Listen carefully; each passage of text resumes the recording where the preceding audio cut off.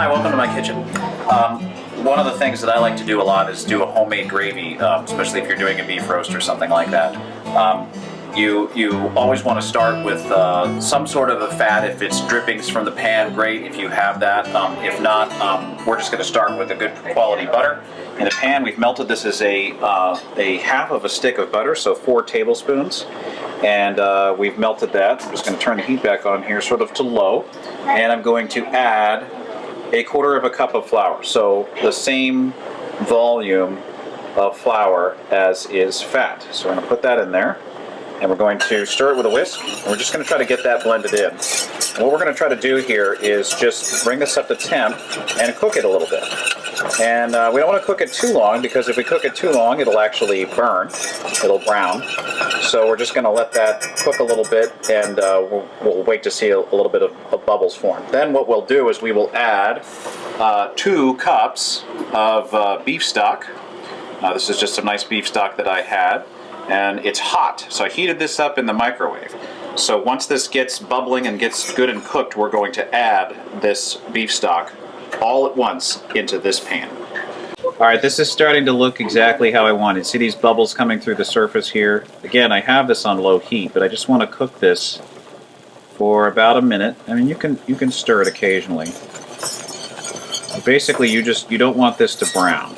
So I'm just going to cook this for just another 30 seconds or so, and then I'm going to all at once add this beef stock. Alright, that looks good.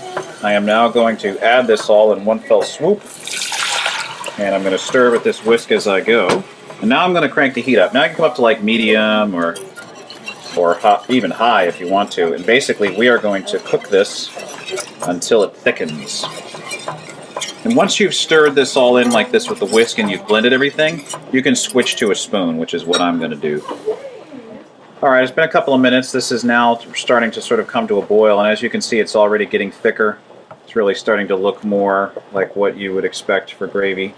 And this is a pretty good color. This is taking on the color of the beef stock that we had there. But if you really want that beautiful, rich brown gravy color, you cheat with the Gravy Master.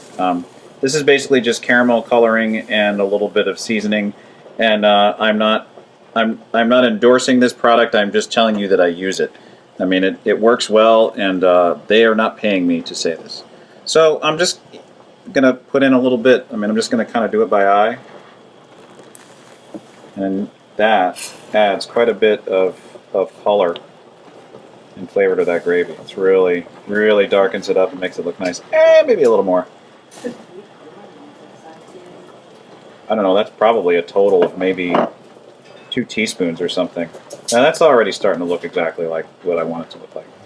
So that's basically it. Just keep cooking it, thickening it up. Add a little salt. Always check and taste for salt. Depending on the type of stock that you use, it might be plenty salty, or you might need to add a little bit of salt. So just taste it and see how it tastes. But basically, it's not going to get too much thicker than it is already right now.